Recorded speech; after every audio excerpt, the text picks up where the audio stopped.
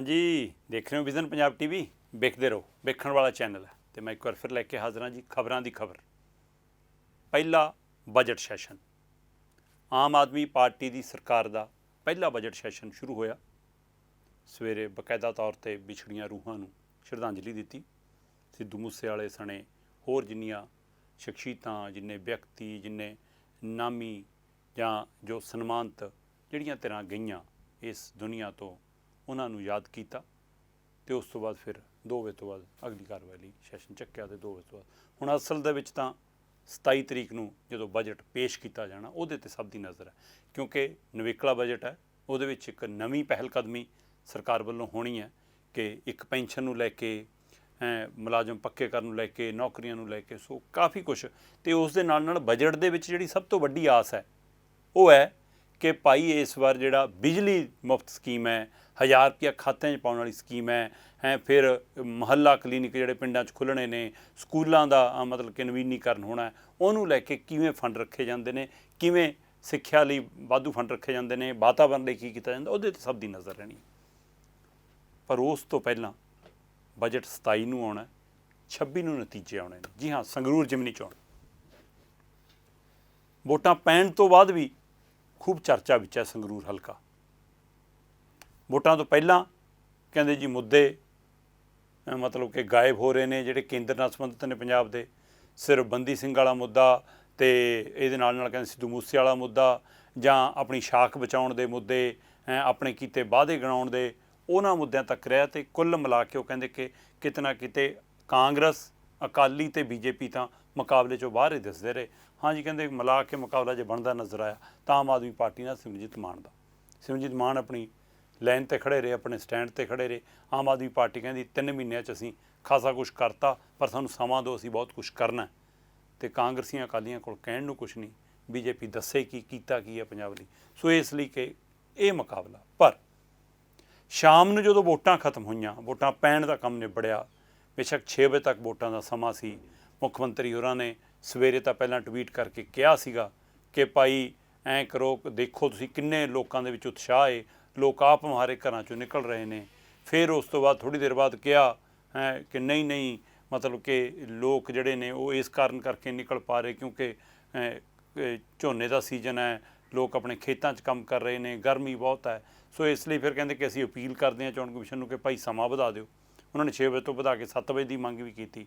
इस तो लैके फिर चोण कमिशन ने डीसीआं तो पूछा भी कि क्यों नहीं वोटर पाउण निकल रहे। ये अपने आप सवाल भी उठा।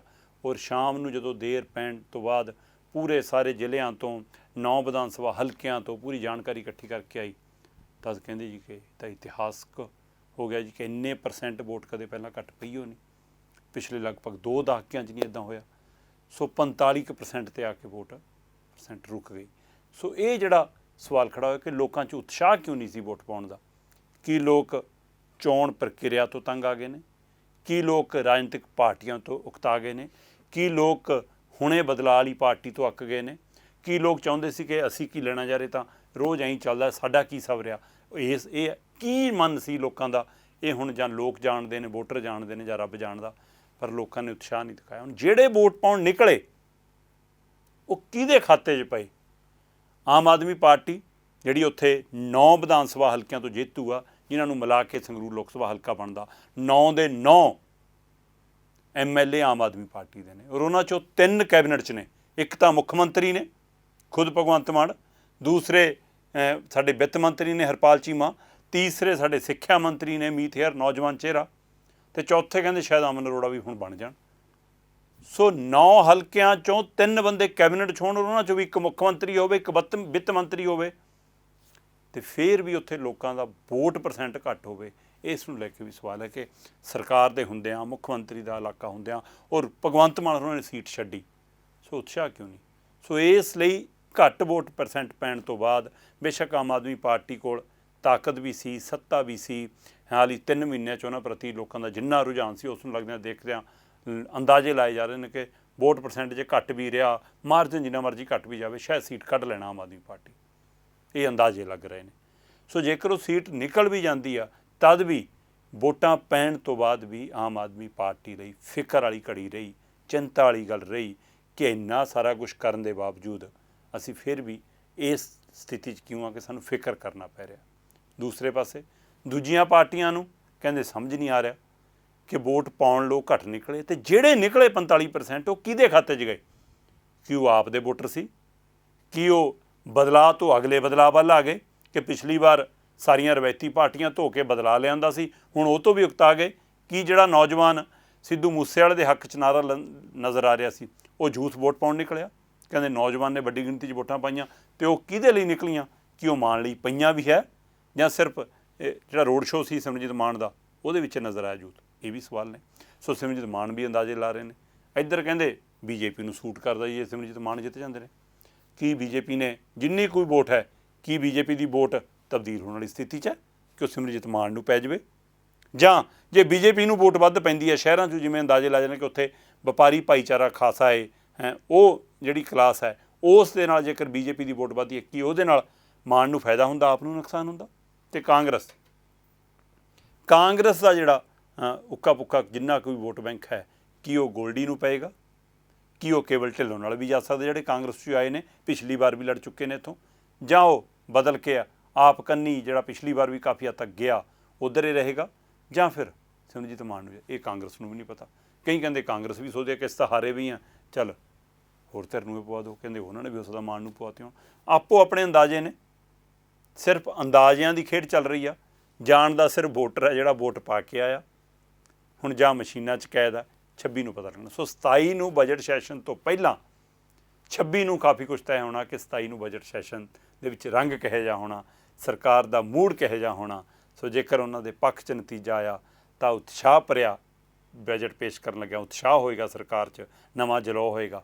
ਅਤੇ ਜੇ ਹੱਕ 'ਚ ਨਾ ਆਇਆ ਨਤੀਜਾ ਤਦ ਉੱਥੇ ਮਤਲਬ ਕਿ ਉਹ ਰੰਗ ਨਹੀਂ ਹੋਣਾ, ਉਹ ਚਿਹਰੇ 'ਤੇ ਨੂਰ ਨਹੀਂ ਹੋਣਾ। ਅਤੇ ਦੂਏ ਪਾਸੇ ਵਾਲਿਆਂ ਨੂੰ ਹਾਰਨ ਵਾਲੀਆਂ ਧਿਰਾਂ ਵੀ, ਚਾਹੇ ਉਹ ਕਾਂਗਰਸ ਵਾਲੇ ਨੇ, ਚਾਹੇ ਅਕਾਲੀ ਵਾਲੇ ਨੇ, ਚਾਹੇ ਬੀਜੇਪੀ ਵਾਲੇ ਨੇ, ਜੋ ਨਾ ਵੀ ਜਿੱਤੇ ਤਾਂ ਵੀ ਕਹਿੰਦੇ ਕਿ ਉਹਨਾਂ ਦੇ ਚਿਹਰਿਆਂ 'ਤੇ ਨੂਰ ਆ ਸਕਦਾ ਕਿ ਚਲੋ ਜੀ। ਮਤਲਬ ਇਹ ਉਹੀ ਗੱਲ ਹੈ, ਕਹਿੰਦੇ ਕਿ ਬੰਦਾ ਆਪਣੇ ਦੁੱਖਾਂ ਕਰਕੇ ਦੁਖੀ ਨਹੀਂ ਹੁੰਦਾ, ਗਵਾਂਢੀਆਂ ਦੇ ਸੁੱਖਾਂ ਕਰਕੇ ਦੁਖੀ ਹੁੰਦਾ। ਸੋ ਇਹ ਵੀ ਇੱਕ ਸਾਡੀ ਰਾਜਨੀਤੀ ਦਾ ਦ੍ਰਿਸ਼ ਆ। ਚਲੋ ਕੁੱਲ ਮਿਲਾ ਕੇ ਪਹਿਲਾਂ ਆਪਾਂ ਨਜ਼ਰਸਾਨੀ ਕਰਦੇ ਹਾਂ ਜੋ ਅੰਕੜੇ ਕੱਲ੍ਹ ਦੇ ਸਾਡੇ ਸਾਹਮਣੇ ਆ ਰਹੇ ਨੇ ਕਿ 45.50% ਦੀ ਵੋਟ ਪੈਂਦੀ ਹੈ ਜੀ। ਸੰਗਰੂਰ 'ਚ ਸਿਰਫ 45.50% ਦੀ ਵੋਟਿੰਗ ਹੋਈ। 31 ਸਾਲਾਂ ਬਾਅਦ, ਲਗਭਗ 3 ਦਹਾਕੇ, 31 ਸਾਲਾਂ ਬਾਅਦ ਸਭ ਤੋਂ ਘੱਟ ਵੋਟਾਂ ਪੋਲ ਹੋਈਆਂ। ਵਿਰੋਧੀ ਪਾਰਟੀਆਂ ਮਤਲਬ ਕਿ ਮੰਨ ਰਹੀਆਂ ਨੇ ਕਿ ਆਮ ਆਦਮੀ ਪਾਰਟੀ ਤੋਂ ਲੋਕਾਂ ਦਾ ਮੋਹ ਭੰਗ ਹੋ ਗਿਆ ਇਸ ਲਈ, ਪਰ ਆਮ ਆਦਮੀ ਪਾਰਟੀ ਨੂੰ ਲੱਗਦਾ ਕਿ ਨਹੀਂ, ਸਾਡਾ ਵੋਟ ਬੈਂਕ ਬਚਿਆ, ਜਿਹੜੇ ਪਾਉਣ ਨਿਕਲੇ ਉਹ ਸਾਡੇ ਹੱਕ 'ਚ ਗਏ। ਸੋ ਨਤੀਜੇ ਦੱਸਣਗੇ। ਪੰਜਾਬ ਦੀ ਸੰਗਰੂਰ ਲੋਕ ਸਭਾ ਸੀਟ ਉੱਤੇ ਵੋਟਾਂ ਦਾ ਫਾਈਨਲ ਅੰਕੜਾ ਜਾਰੀ ਹੋ ਗਿਆ। ਸੂਬੇ ਦੇ ਮੁੱਖ ਮੰਤਰੀ ਭਗਵੰਤ ਮਾਨ ਦਾ ਗੜ੍ਹ ਰਹੀ ਸੀਟ ਉੱਤੇ ਸਿਰਫ 45.50% ਦੀ ਵੋਟਾਂ ਪੋਲ ਹੋਈਆਂ। ਸੰਗਰੂਰ ਸੀਟ ਦੇ ਇਤਿਹਾਸ 'ਚ 31 ਸਾਲ ਬਾਅਦ ਸਭ ਤੋਂ ਘੱਟ ਵੋਟਿੰਗ ਹੋਈ ਹੈ। 1991 ਦੇ ਵਿੱਚ ਕਰੀਬ 11% ਵੋਟਾਂ ਪੋਲ ਹੋਈਆਂ ਸੀ, 10.9% ਉਸ ਸਮੇਂ। ਇਹ 1991 ਦੀ ਗੱਲ ਹੈ। ਉਸ ਤੋਂ ਬਾਅਦ ਕਦੇ ਵੀ ਇੰਨੇ % ਵੋਟ ਨਹੀਂ ਘਟੀ। ਵਿਰੋਧੀਆਂ ਨੇ ਘੱਟ ਵੋਟਾਂ ਨੂੰ ਲੈ ਕੇ ਆਮ ਆਦਮੀ ਪਾਰਟੀ ਸਰਕਾਰ ਨੂੰ ਜ਼ਿੰਮੇਵਾਰ ਠਹਿਰਾਇਆ।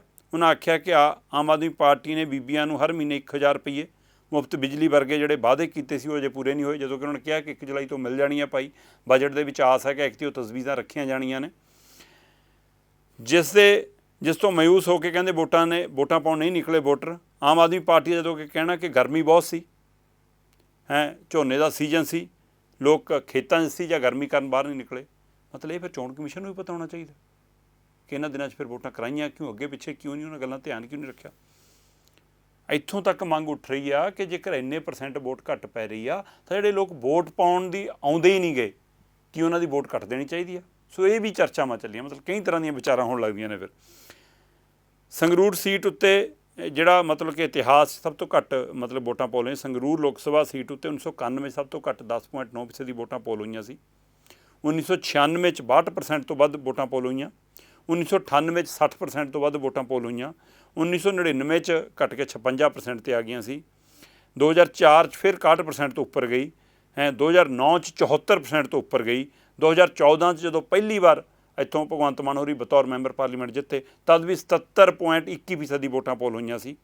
ਸੋ ਉਸ ਤੋਂ ਬਾਅਦ ਫਿਰ 2019 'ਚ ਵੀ ਦੁਬਾਰਾ ਜਿੱਤੇ, ਬੇਸ਼ੱਕ 1 ਲੱਖ ਵੋਟ ਘਟੀ, ਪਰ ਉਸ ਸਮੇਂ ਵੀ 72% ਤੋਂ ਵੱਧ ਵੋਟ ਪੋਲ ਹੋਈ ਸੀ। ਸੋ ਮਤਲਬ ਔਸਤਨ ਜੇਕਰ ਤੁਸੀਂ ਦੇਖੋਗੇ ਤਾਂ 65% ਤੋਂ ਉੱਪਰ ਰਹਿ ਰਹੀ ਹੈ ਵੋਟ % ਪਿਛਲੇ ਲਗਾਤਾਰ।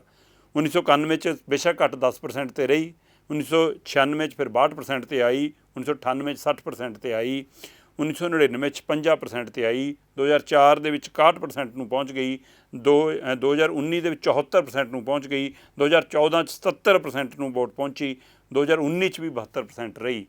ਅਤੇ ਪਰ ਹੁਣ ਇਸ ਵਾਰ ਸਿਰਫ 45.50%।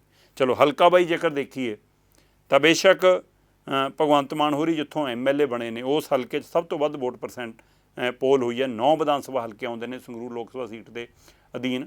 ਉਹਦੇ ਵਿੱਚੋਂ ਸਭ ਤੋਂ ਵੱਧ ਜੇਕਰ ਕਿਸੇ ਹਲਕੇ 'ਚ ਵੋਟਾਂ ਪਈਆਂ ਨੇ ਤਾਂ ਉਹ ਧੂਰੀ ਹੈ, ਜਿੱਥੋਂ ਭਗਵੰਤ ਮਾਨ ਹੋਰੀ ਮੁੱਖ ਮੰਤਰੀ ਨੇ, ਪਰ ਉਹ ਵੀ 50% ਤੋਂ ਥੱਲੇ ਰਹਿ ਗਿਆ ਅੰਕੜਾ। ਦੂਸਰੇ ਨੰਬਰ 'ਤੇ ਮਲੇਰਕੋਟਲਾ, ਉਹ ਵੀ 50% ਤੋਂ ਥੱਲੇ ਹੀ ਹੈ। ਅਤੇ ਬਾਕੀ ਤਾਂ ਸਾਰੇ ਮਤਲਬ ਕਿ 40 ਦੇ ਗੇੜ ਤੱਕ ਵੀ ਆ ਗਏ। ਸਭ ਤੋਂ ਵੱਧ ਸੰਗਰੂਰ ਦੇ ਵਿੱਚ ਹੈ ਜੀ, ਸਭ ਤੋਂ ਵੱਧ ਧੂਰੀ ਦੇ ਵਿੱਚ ਹੈ ਜੀ, ਜਿੱਥੇ 48.26% ਦੀ ਵੋਟ ਪੋਲ ਹੋਈ ਹੈ। ਉਸ ਤੋਂ ਬਾਅਦ ਦੂਸਰੇ ਨੰਬਰ 'ਤੇ ਮਲੇਰਕੋਟਲਾ ਆਉਂਦਾ, ਜਿੱਥੇ 47.66% ਦੀ ਵੋਟਾਂ ਪੋਲ ਹੋਈਆਂ। ਇਸੇ ਤਰ੍ਹਾਂ ਸੁਨਾਮ ਆਉਂਦਾ ਜਿਹੜਾ ਮਤਲਬ ਅਮਨ ਅਰੋੜਾ ਵਾਲਾ ਹਲਕਾ, ਉੱਥੇ ਵੀ 47.22% ਦੀ, ਲਗਭਗ ਬਰਾਬਰ ਜੇ ਰਹਿ ਰਹੇ ਨੇ ਸੁਨਾਮ ਅਤੇ ਮਲੇਰਕੋਟਲਾ। ਉਸ ਤੋਂ ਬਾਅਦ ਧੂਰੀ ਹੋਆ ਉੱਪਰ, ਅਤੇ ਉਸ ਤੋਂ ਬਾਅਦ ਦੜਬਾ ਆਉਂਦਾ ਜਿੱਥੇ 46.70% ਦੀ ਵੋਟਾਂ ਪੋਲ ਹੋਈਆਂ। ਅਤੇ ਦੜਬੇ ਤੋਂ ਬਾਅਦ ਫਿਰ ਭਦੌੜ ਆਉਂਦਾ ਜਿੱਥੇ 44%, ਅਤੇ ਇਸੇ ਤਰ੍ਹਾਂ ਸੰਗਰੂਰ ਜਿੱਥੇ 44%। ਇਹ ਦੋਵੇਂ ਹਲਕੇ ਵੀ ਬਰਾਬਰ ਲਗਭਗ ਰਹੇ ਨੇ। ਸੰਗਰੂਰ 'ਚ 44.96 ਅਤੇ ਭਦੌੜ 'ਚ 44.54। ਫਿਰ ਉਸ ਤੋਂ ਬਾਅਦ ਮਹਿਲ ਕਲਾਂ ਅਤੇ ਲਹਿਰਾ ਗਾਗਾ ਆਉਂਦਾ। ਮਹਿਲ ਕਲਾਂ 'ਚ 43.8% ਦੀ ਰਹੀ, ਲਹਿਰਾ 'ਚ 43.1% ਦੀ ਰਹੀ। ਅਤੇ ਉਸ ਤੋਂ ਬਾਅਦ ਫਿਰ ਜੇਕਰ ਤੁਸੀਂ ਦੇਖੋ ਤਾਂ ਸਭ ਤੋਂ ਘੱਟ ਗਿਣਤੀਆਂ ਦੇ ਵਿੱਚ ਬਰਨਾਲਾ ਰਿਹਾ, ਜਿੱਥੇ 41.43% ਦੀ। ਸੋ ਕੁੱਲ ਮਿਲਾ ਕੇ 45.30% ਦੀ ਵੋਟਾਂ ਪੋਲ ਹੋਈਆਂ ਨੇ। ਇਸ ਨੂੰ ਲੈ ਕੇ ਸਵਾਲ ਉੱਠਣ ਲੱਗੇ ਨੇ।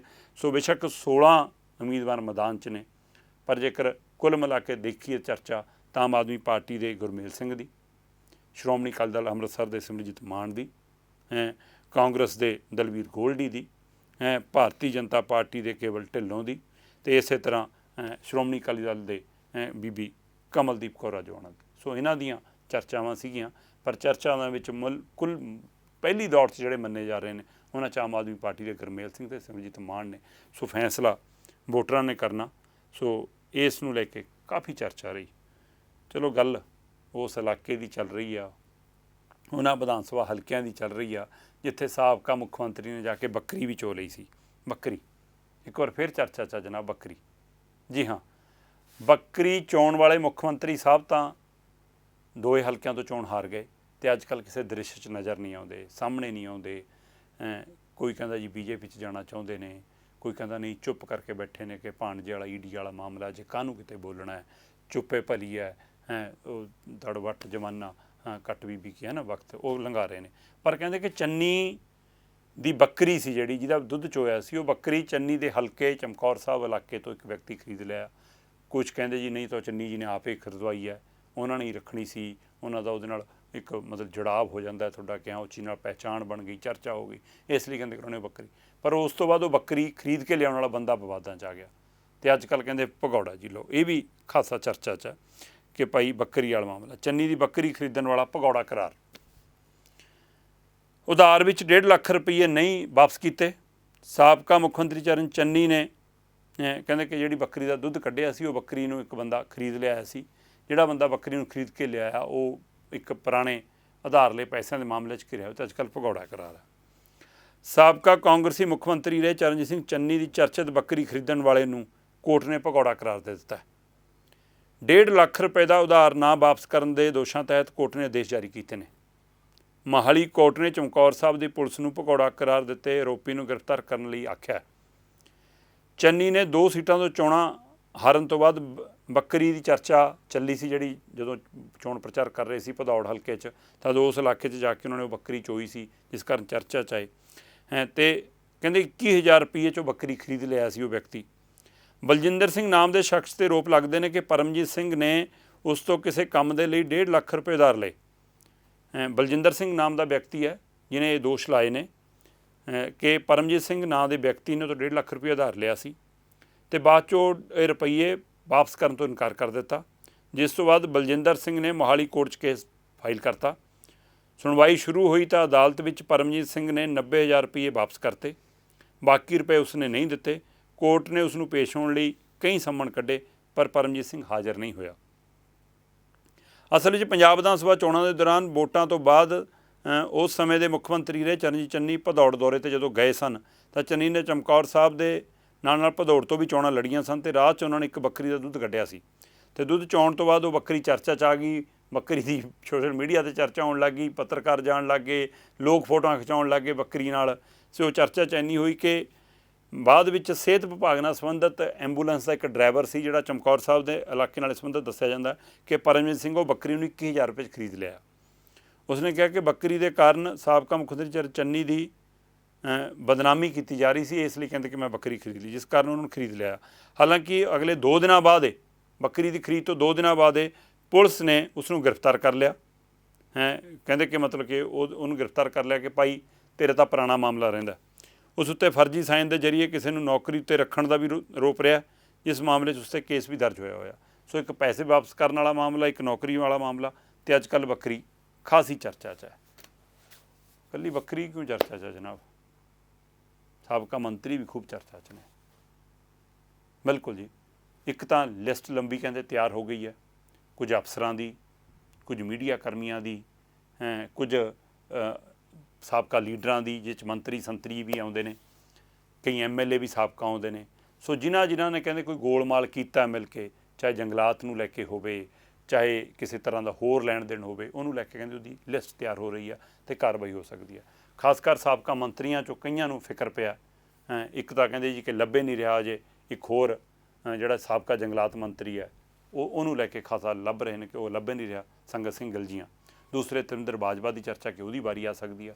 ਭਾਰਤ ਭੂਸ਼ਣ ਆਸ਼ੂ ਦੀ ਖੂਬ ਚਰਚਾ ਚੱਲੀ ਜਾਂਦੀ ਹੈ ਕਿ ਲੈ ਵੀ ਉਹਨਾਂ ਦੀ ਤਾਂ ਵਾਰੀ ਆਈ ਉਹ ਖੜੀ।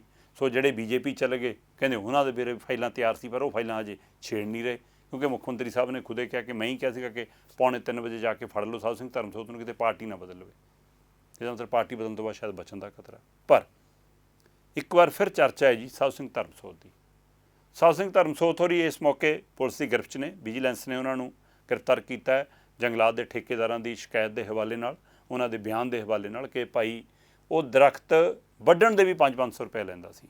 ਇੱਕ ਦਰਖਤ ਦੀ ਕਟਾਈ ਦਾ ਕਹਿੰਦੇ 500 ਰੁਪਇਆ ਮਿਲਦਾ ਸੀ ਉਹਨੂੰ, ਗੈਰ ਕਾਨੂੰਨੀ ਕਟਾਈ ਦਾ, ਅਤੇ ਦੂਆ 500 ਰੁਪਇਆ 1000 ਰੁਪਇਆ ਹੁੰਦਾ ਸੀ ਕਹਿੰਦੇ, ਅਤੇ 500 ਰੁਪਇਆ ਬਾਕੀ ਥੱਲੇ 301 'ਚ ਵੰਡ ਗਿਆ, 201 'ਚ ਵੰਡ ਗਿਆ, 100 'ਚ ਵੰਡ ਗਿਆ, ਅਤੇ ਐਂ ਕਹਿੰਦੇ ਵੰਡ ਕੇ ਕੰਮ ਚੱਲਦਾ ਸੀ ਕਿ ਸਾਰੇ ਰੇਂਜ ਅਫਸਰ ਨੂੰ ਵੀ, ਸਿਕਿਉਰਿਟੀ ਗਾਰਡ ਨੂੰ ਵੀ, ਸਾਰੇ। ਚਲੋ ਇਹ ਹੁਣ ਅਦਾਲਤ 'ਚ ਸਾਬਤ ਹੋਣਾ। ਪਰ ਨਵਾਂ ਮਾਮਲਾ ਇੱਕ ਹੋਰ ਸਾਹਮਣੇ ਆ ਰਿਹਾ। ਕਹਿੰਦੇ ਇਕੱਲੇ ਦਰਖਤ ਵੱਢਣ ਦਾ ਹੀ ਮਾਮਲਾ ਨਹੀਂ ਜਨਾਬ, ਦਰਖਤ ਲਾਉਣ ਲਈ ਵੀ ਜਿਹੜਾ ਪੈਸਾ ਆਇਆ ਉਹ ਵੀ ਖੁਰਦ-ਬੁਰਦ ਆ। ਸੋ ਹੁਣ ਵਿਜੀਲੈਂਸ ਨੇ ਇੱਕ ਕਦਮ ਹੋਰ ਅੱਗੇ ਵੱਧ ਕੇ ਤਿਆਰੀ ਕੀਤੀ ਹੈ ਕਿ ਸਾਬਕਾ ਜੰਗਲਾਤ ਮੰਤਰੀ ਸਾਧੂ ਸਿੰਘ ਧਰਮਸੋਤ ਹੋਰਾਂ ਦੀ ਜਿਹੜੀ ਜਾਇਦਾਦ ਹੈ ਉਹ ਅਟੈਚ ਕਰਨ ਦੀ ਤਿਆਰੀ ਕਰ ਲਈ ਹੈ। ਕਹਿੰਦੇ ਇਹ ਖਬਰਾਂ ਨਿਕਲ ਰਹੀਆਂ ਕਿ ਜਾਇਦਾਦ ਅਟੈਚ ਕੀਤੀ ਜਾ ਸਕਦੀ ਹੈ ਉਹਨਾਂ ਦੀ।